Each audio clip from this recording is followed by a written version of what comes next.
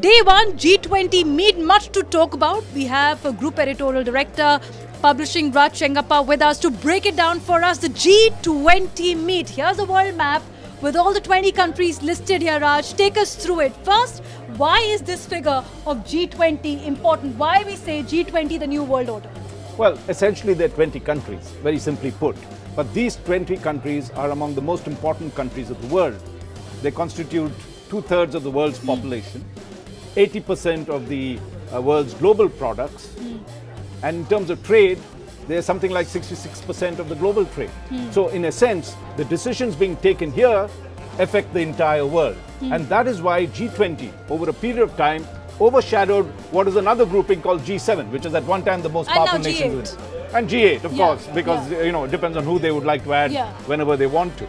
And Russia sometimes admitted and sometimes expelled when it does naughty things. So this grouping is going to decide on certain key issues. It's largely a financial and economic grouping, but politics has come in the way because it comes at a critical time when there's tremendous amount of disruption across the world and very, very many flashpoints. Absolutely, and as we're talking, I can see this little dot moving. So we have Japan, Mexico, Russia, Saudi Arabia, South Africa, South Korea, Turkey, UK, US, European Union, India, Japan, China, all part of G20. Correct, and if you look at it, it is spread right across the globe.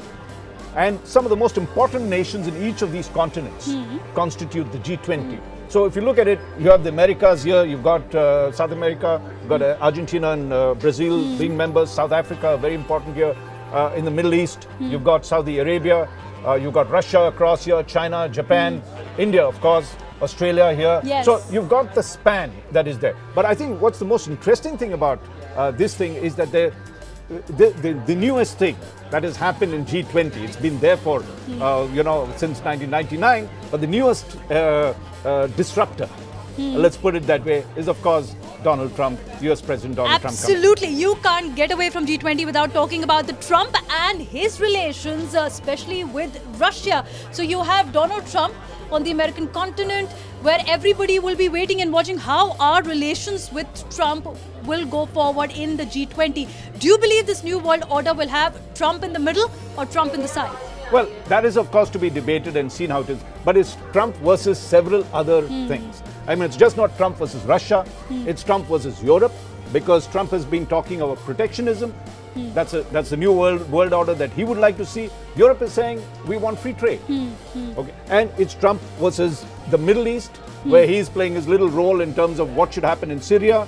US has already made strikes. It's Trump versus North Korea, because he, and just not Trump, of course. Several countries are concerned about it. Trump versus terror, ISIS, and what they're doing about it. But let's look at it. Barring a few, 2 or 3 issues, the other issues concern the entire world, including India.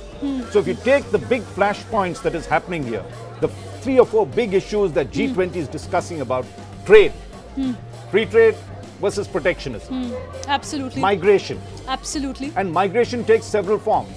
You see what's happened in America, where they are protesting about the Mexicans coming, building that big wall. That is there. That's why Trump won the election. You take a look at Europe, you're concerned about all the migrants coming from the Middle East, the Syrian conflict, as well as from Africa. Absolutely, and this will be the second big outing for the US president after the Paris Climate Accord. Didn't really have a good equation with the world leaders there. So we'll have to wait and watch how Trump manages the balancing act, or he doesn't this time. But it's interesting. Let's stop at India now. India is standing at G20. What is the big takeaway for us? Well, we've got several irons in the fire, if you'd like to put it that way. Top of it is security.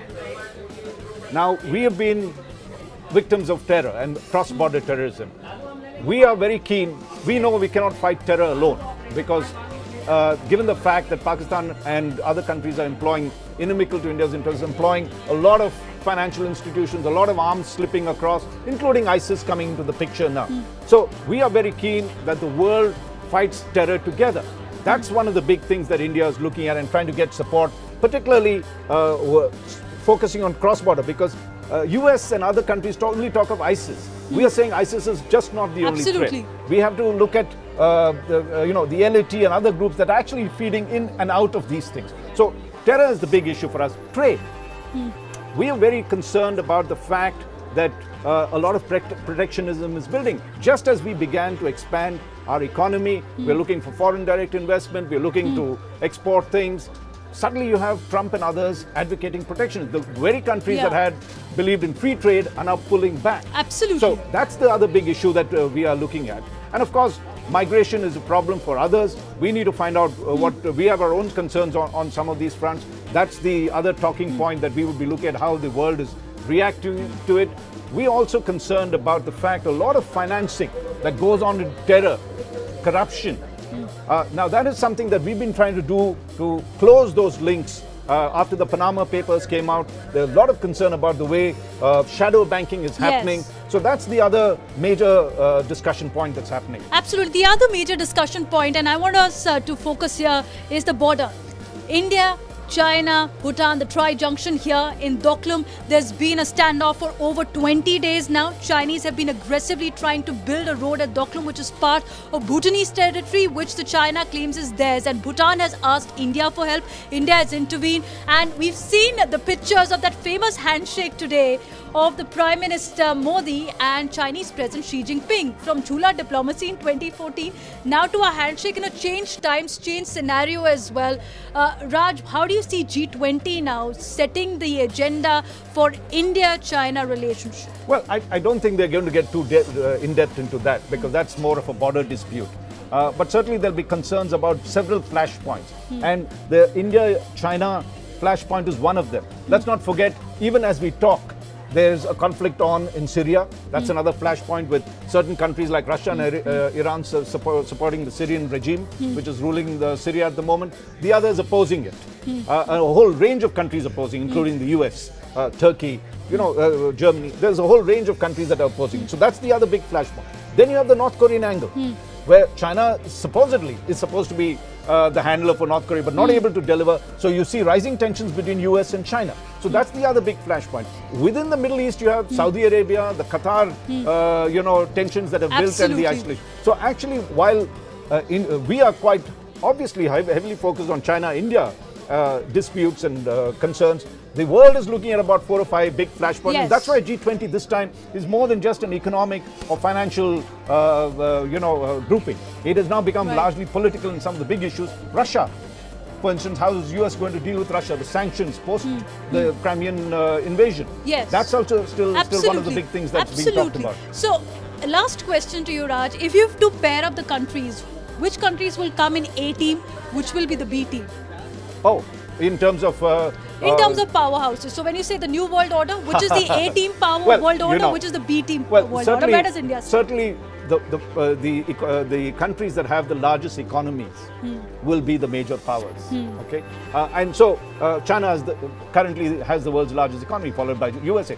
India comes third. So we are in that major power grouping in terms of the economy. You have about 5 or 6 large countries: France, Britain, Germany. Of course, Germany is fourth in terms of the world economy. So these are some of the Japan.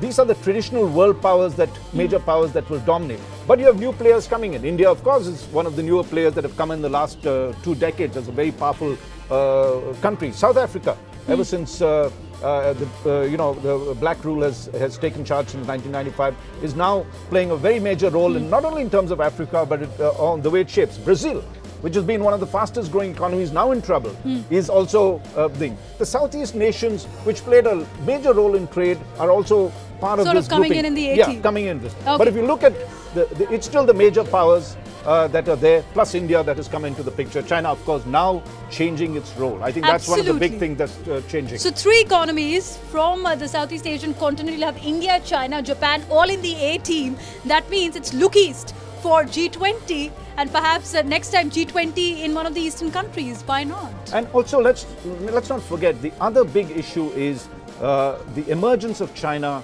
as a global power. And the fact that President Trump is now trying to de-emphasize multilateralism.